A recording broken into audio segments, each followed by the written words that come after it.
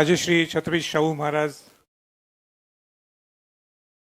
यांच्या जन्मस्थळाच्या ठिकाणी आज वस्तू संग्रहालयाचं लोकार्पण सोहळ्यासाठी त्यांच्या हस्ते आज उद्घाटन झालं। ते महाराष्ट्राचे सांस्कृतिक मंत्री माननीय आमदार आशिष शेलारजी या मंचावर इथं उपस्थित बऱ्याच दिवसानंतर महापौर पद यांनी म्हणण्यापेक्षा महापौर पद कोल्हापूरला मिळालं ते महापौर निकमताई मंचावर इथं उपस्थित राजे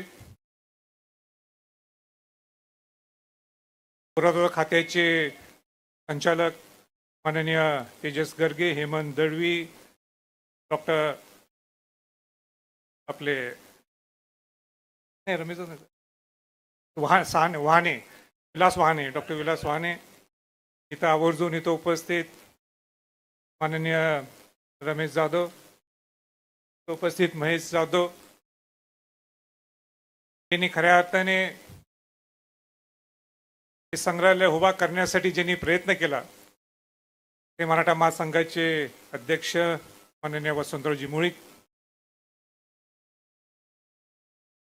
इथं उपस्थित इतिहास संशोधक, इतिहासाचे अभ्यासक माननीय इंद्रजित सावंत, सन्मान्य विचारमंच, इथं उपस्थित सर्व पत्रकार बंधूंनो, शिवाजी शाहू महाराजांच्यावर प्रेम करणारे सर्व इथं उपस्थित बंधू भगिनींनो, उशीर फार झालाय पण मी जास्त काही बोलणार नाहीये, पण मला मनापासून आज आनंद होत आहे की शाहू महाराजांच्या जन्मस्थळाच्या ठिकाणी शाहू महाराजांनी जो विचार हा नुसतं कोल्हापूरला नाही तर महाराष्ट्राला नाही तर देशाला नाही तर जगात ज्यांनी पोचवला, त्यांचं पूर्ण जीवनशैली हे या वस्तू संग्रहालयाच्या माध्यमातून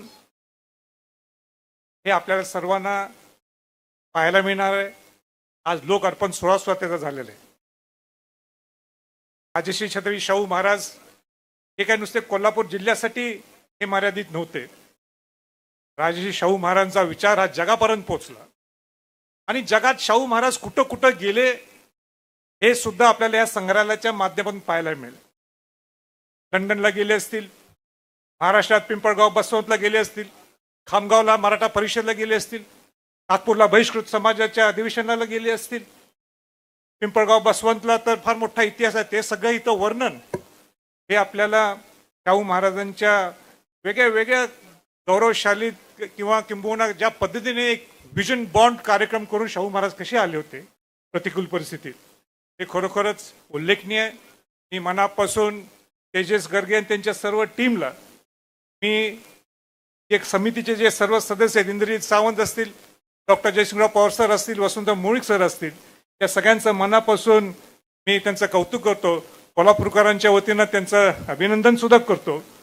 पण शेलार साहेब, मला माहीत नव्हतं मी बोलायचंय, पण 2 मिनिटं बोलायला दिल्यामुळे एक संधी सुद्धा मी सोडणार नाही बोलायची, आणि ते म्हणजे आपण इथं आलात, आपण आपलं काम करण्याची पद्धत, ते पूर्वी सांस्कृतिक मंत्री कोण आहे हे काही माहीत नसायचं, सांस्कृतिक मंत्री कुठं गायब झालाय हे सुद्धा आम्हाला समजायचं नाही, पण सांस्कृतिक मंत्री आता परदेशात जाऊन अनेक गोष्टी ज्या महाराष्ट्राच्या किंबहुना आपल्या अस्मितेचे जे वस्तू आहेत, वास्तू आहेत, या सगळ्या तुम्ही आणण्यासाठी तुमचा प्रामाणिक प्रयत्न आहे।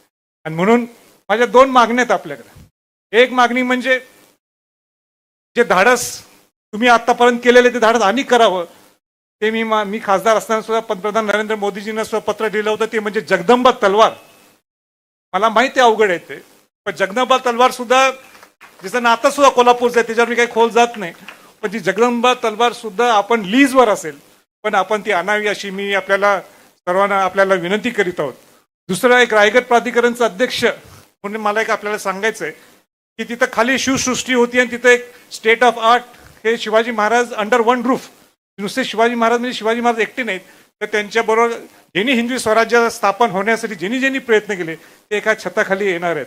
पण त्यासाठी सुद्धा अनेक पुरातत्व खाते, केंद्र पुरातत्व खात्याच्या माध्यमातून अनेक वास्तू या 75 वर्षात जे सापडलेले आहेत हे सगळे संभाजीनगरच्या पुरातत्व खात्याच्या कपाटात बंद आहेत। संभाजीनगरला, त्या सुद्धा त्या आपण त्या आणावेत, आपण प्रयत्न करावेत आणि ते सगळ्या सामान्य माणसाला, सगळ्या देशातल्या शिवभक्तांना ते पाहायला मिळत हे आपण प्रयत्न करावेत अशी मी विनंती करू इच्छितो.